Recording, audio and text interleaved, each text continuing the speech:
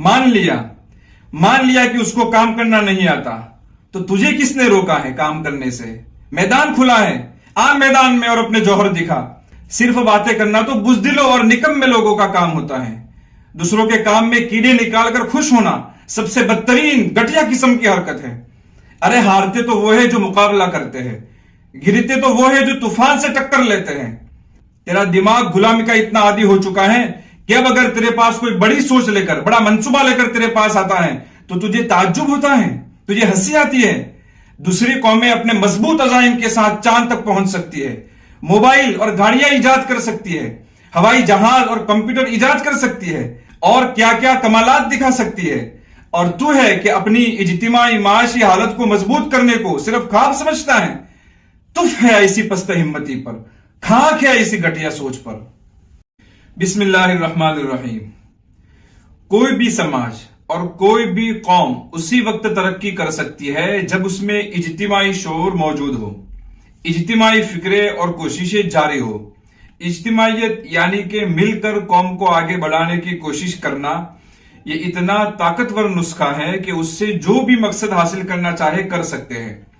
उम्मत के मसाइल का हल बहुत ही आसान है, कौम की तरक्की बहुत ही आसान है। बस एक काम करना है, इज्तिमाइयत पैदा करनी है, यानी कि कौमी तकाजों को मिलकर पूरा करने की कोशिश और फिक्र करनी है।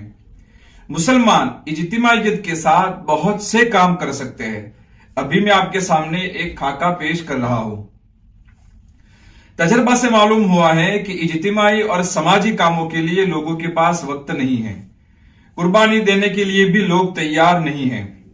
इसलिए हर ऐसा काम जिसमें आम लोगों से वक्त मांगा गया हो या कुर्बानी का तकाजा रखा गया हो, वो अक्सर नाकाम होता है, वो काम तरक्की नहीं करता। अलबत्ता लोगों का ये मिजाज बना हुआ है कि वो इज्तिमाई कामों के लिए या दीनो मिल्लत के कामों के लिए अपनी ताकत के मुताबिक पैसे देने के लिए तैयार हो जाते हैं। जब लोगों से पैसों का तकाजा किया जाता है तो आम तौर पर लोग पैसे निकाल देते हैं। इसी खूबी का फायदा उठाते हुए कौम की तरक्की का मंसूबा बनाया जा सकता है और कौम की इज्तिमाई जरूरियात को पूरा करके उनकी मुश्किलात को कम किया जा सकता है। इस मंसूबा का उन्वान इस तरह का हो सकता है, इज्तिमाई माशी कुव्वत के जरिए समाज की तरक्की। यह मंसूबा 3 मराहिल में तकसीम करना होगा। सबसे पहले तो लोगों से पैसे हासिल करके फंड जमा करना। फंड जमा करने के लिए जो भी शरई और कानूनी तरीके हो सकते हैं उनको इख्तियार किया जा सकता है। दूसरे नंबर पर उस फंड को शरई और कानूनी तरीके से कारोबार में लगाना और इज्तिमाई फंड को ज्यादा से ज्यादा बढ़ाने की कोशिश करना। तीसरे नंबर पर उस कारोबार से जो मुनाफे हासिल हो उनको जरूरियात के मुताबिक खर्च करना। कुछ इज्तिमाई और समाजी जरूरियात में यहां बयान करता हूं, ये ऐसे काम हैं जो समाज के लिए और नई नस्ल के लिए बेहतरीन तोहफा बनेंगे। नंबर 1, अभी इस वक्त माल की तकसीम में तवाजुन खत्म होता जा रहा है।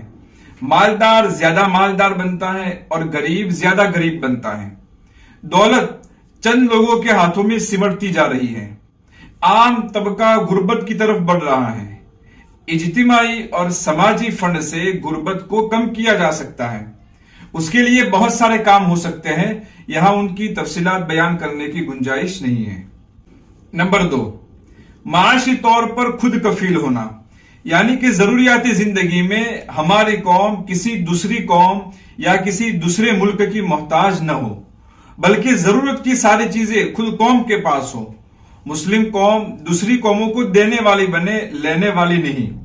जरूरियाती जिंदगी में दूसरों पर बोझ नहीं बल्कि दूसरों के लिए सहारा बने और मुल्क की जीडीपी को आगे बढ़ाने में उसका बड़ा हिस्सा हो।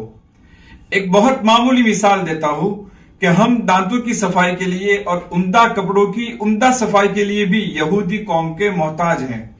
मुस्लिम कौम ने तय किया था कि यहूदी कौम पर दबाव डालने के लिए उनकी मसनूआत का इस्तेमाल नहीं करेंगे, लेकिन हमारे ये अज़ाइम आंधी में सूखे पत्तों की तरह बेआबरू हो गए, क्योंकि हमारे अंदर अभी तक इतना दमखम नहीं है कि हम अपनी जरूरियात खुद पूरी कर सके।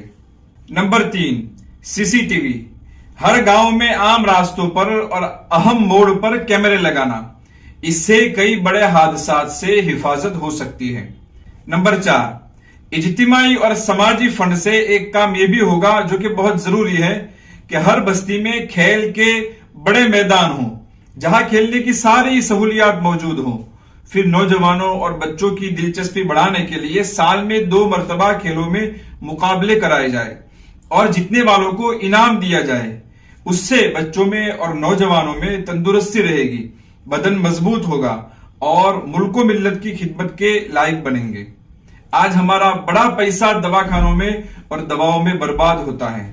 بچوں کے علاج اور دواؤں میں اتنا پیسہ برباد ہوتا ہے کہ اگر ان پیسوں کو میدان بنانے میں لگایا جائے تو کھیلنے کا ایک شاندار میدان بن سکتا ہے۔ میدان نہ ہونے کی وجہ سے بچے جسمانی طور پر کمزور رہتے ہی ہیں، اس کے ساتھ ذہنی طور پر بھی کمزور رہ جاتے ہیں، کیونکہ سب موبائل میں مصروف ہو جاتے ہیں۔ گیم اور ویڈیو دیکھنے میں وقت اور دماغ اور اخلاق، تعلیم سب کچھ برباد کرتے ہیں۔ جب مدارس سے طلبہ آتے ہیں تو سب شکایت کرتے ہیں کہ گاؤں کے کونے میں، کھیتوں میں، ویران مکانوں میں یہی مخلوق نظر آتی ہے، اور سب مل کر موبائل کا اتنا غلط استعمال کرتے ہیں کہ علم کی ساری نورانیت کھو دیتے ہیں۔ یہ شکایت سب کو ہے، لیکن کوئی یہ فکر نہیں کرتا کہ ان کو کھیلوں میں لگائے، کھیلنے کے اسباب فراہم کرے، کھیلوں میں مقابلے کروائے، ان کو فزیکلی مشغول رکھے۔ نمبر 5، ہمارے بچوں کو انٹرنیشنل کھیلوں میں مقابلے کے لیے تیار کرے، جیسے گھوڑے سواری، تیراکی، دوڑنا، نیزہ بازی، تیر اندازی وغیرہ، اور ان کی مشق کے لیے اور آگے بڑھانے کے لیے اسباب فراہم کرے، ان کے پیچھے خرچ کرے، اور گاؤں میں 10-15 بچے تو ایسے ہونے چاہیے جن کا ذریعہ معاش ہی کھیل ہو، بچوں کو اولمپک کھیلوں میں شریک کرے۔ نمبر 6، اجتماعی فنڈ سے ایک اہم کام یہ ہوگا کہ معاشرے میں جن افراد کی ضرورت محسوس ہو ان کو تیار کیا جائے، ہر فن کے ماہرین تیار کیے جائیں، جیسے کہ ہر لائن کے ڈاکٹر، وکیل، ہر لائن کے انجینئر، بہترین ٹیچر، سائیکولوجی اور پرسنالٹی ڈیولپمنٹ کے ماہرین، جسمانی اور ذہنی اور جذباتی اصلاح و ترقی کے ٹرینر، لیڈی ڈاکٹر، صحافی، سرکاری عہدیدار وغیرہ۔ اس کے علاوہ بھی بہت سے کام ہیں جو انفرادی اور ذاتی پیسوں سے بہت مشکل ہے، اس کے لیے اجتماعی فنڈ تیار کرنا ضروری ہے۔ ابھی انفرادی طور پر لوگوں کے پاس پیسے ہیں لیکن وہ ذاتی مفادات میں استعمال ہوتے ہیں۔ یہ جو باتیں میں نے بیان کی اس سے پیچھا چھڑانے کے لیے اور اس سے بچنے کے لیے بہانے کے طور پر کچھ لوگ یہ کہہ دیتے ہیں کہ اب کچھ بھی نہیں ہو سکتا۔ جب خود اپنا گھر بنانا ہو یا دکان اور کاروبار شروع کرنا ہو تو کسی کو مایوسی نہیں ہوتی، لیکن جب اجتماعی کاموں کی بات آتی ہے تو سب مایوسی کا بہانہ بنا کر دامن جھاڑ لیتے ہیں۔ مایوسی صرف بہانہ ہے، اگر حقیقت میں مایوسی ہوتی تو انفرادی طور پر لوگ نئے نئے کاروبار، نئی نئی دکانیں کھولنے کی ہمت نہ کرتے۔ جس طرح انفرادی زندگی میں آخری دم تک انسان کوشش کرتا ہے، اسی طرح اجتماعی نظام میں بھی آخری دم تک کوشش کرنا ضروری ہے۔ آخر میں آپ سے درخواست ہے کہ خدا را اب آج سے ہی سوشل میڈیا پر خبریں پھیلانا اور چرچا کرنا بند کرو، خبریں پھیلانے کا نشہ ختم کرو، بے حسی اور بے غیرتی اور غفلت کی چادر سے باہر نکلو، ایک دوسرے کی ٹانگیں کھینچنا بند کرو، دشمن کا کام اپنے سر پر کیوں لیتے ہو، خود کام کرو، اگر نہیں ہوتا ہے تو کام کرنے دو، رکاوٹیں ڈالنا بند کرو، اپنی حقیر سی خواہشات کے لیے ملک و ملت کو تباہی کی طرف دھکیل رہے ہو۔ آپ کو اگر صرف دکانوں اور چوراہوں کو آباد کرنا ہے، چائے کی دکانوں پر گپ شپ کرنا ہے، ملک و ملت کے لیے آپ کے پاس وقت نہیں ہے، تو جو لوگ کام کرتے ہیں ان کو کیوں پریشان کرتے ہو؟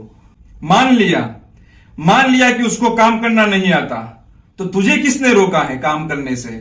میدان کھلا ہے، آ میدان میں اور اپنے جوہر دکھا۔ صرف باتیں کرنا تو بزدلوں اور نکم میں لوگوں کا کام ہوتا ہے۔ دوسروں کے کام میں کیڑے نکال کر خوش ہونا سب سے بدترین گھٹیا قسم کی حرکت ہے۔ ارے ہارتے تو وہ ہے جو مقابلہ کرتے ہیں، گرتے تو وہ ہے جو طوفان سے ٹکر لیتے ہیں، ہارتے تو وہ ہے جو مقابلے کی ہمت کرتے ہیں۔ ہارنے والے نے وہ کام کیا ہے جس کا صرف نام سن کر تیرے پسینے چھوٹتے ہیں، تیرے پیر کانپتے ہیں، تیرا دماغ غلامی کا اتنا عادی ہو چکا ہے کہ اب اگر تیرے پاس کوئی بڑی سوچ لے کر بڑا منصوبہ لے کر تیرے پاس آتا ہے تو تجھے تعجب ہوتا ہے, تجھے ہنسی آتی ہے.